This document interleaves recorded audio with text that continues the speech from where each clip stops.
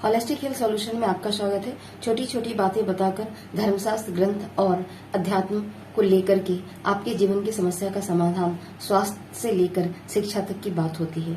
आइए मैं आज बात करती हूँ गीता के प्रथम अध्याय, जिसमें विषाद योग की बात कही गई है। श्री कृष्ण और अर्जुन इन दोनों की स्थिति को मैं थोड़ी सी आपको इंगित करती हूँ। कृष्ण भगवान युद्ध क्षेत्र में अर्जुन को समझाते हुए कहते हैं, अर्जुन युद्ध कर। पर अर्जुन बहुत ही विषाद की स्थिति में होता है।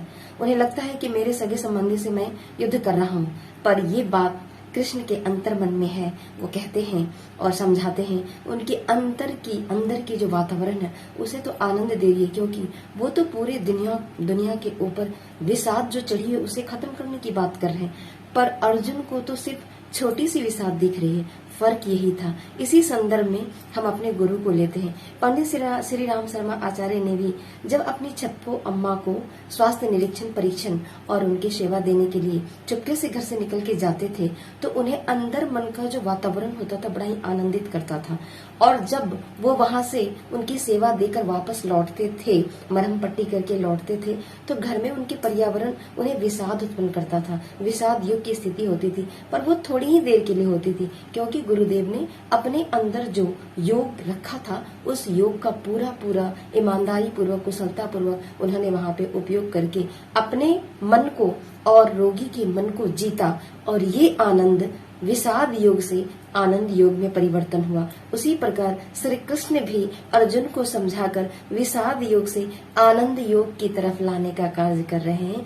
आज मैं यही बताना चाहती हूँ कि आज के आधुनिक समय में भी गीता ऐसे ही काम कर रही है। आप विभिन्न क्षेत्र में काम कर रहे हैं, इंडस्ट्री में काम कर रहे हैं, हॉस्पिटल में काम कर रहे हैं, फिल्म इंडस्ट्री में काम कर रहे हैं, शिक्षक जगत में काम कर रहे हैं, कहीं भी काम कर रहे हैं, वहाँ परिस्थिति आपके विपरीत होती है। उस विपरीत परिस्थिति को ईमानदारी पूर्वक, समझदारी पूर्वक, थोड़ा सा पर्यावरण का विषाद लेकर अंतर मन का आनंद से जो काम करके आप निकलते हैं, तो आपको उसका रिजल्ट बाद में ये गुरु और श्री कृष्ण की तरह ही प्राप्त होता है, आनंद। तो ये है गीता का आधुनिक समय में उपयोग। आपने उपयोग करना सीख लिया तो आप अपने जिंदगी को जीना सीख लिया।